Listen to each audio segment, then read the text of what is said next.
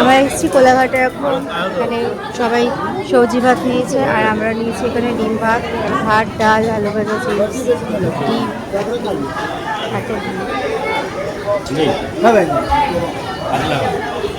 ইয়ে আর কিছুক্ষণের জন্য আছে, তারপর বাড়ি চলে যাবো। বাস আমাদের কোলাঘাটে এসে থামলো, 10 মিনিট সময় দিয়েছিল খাওয়া দাওয়ার জন্য আর টয়লেটের জন্য। তো আমরা কোনো রকম খেতে পারিনি, আমরা বাসে উঠে গেছি খাবার দাবার ফেলে রেখে। 10 মিনিটে কি খাওয়া যায় বলো?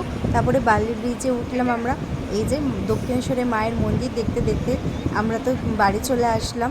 আর বাসে তো আমার তো বমিটিং হয়, মায়েরও হয়, কিন্তু ভগবানের ইচ্ছায় জগন্নাথ দেবের নাম করে বেরিয়েছিলাম, তো আমাদের ভমিটিং হয়নি। তো বাসটা আমাদের এখানেই ড্রপ করে দিয়েছিল।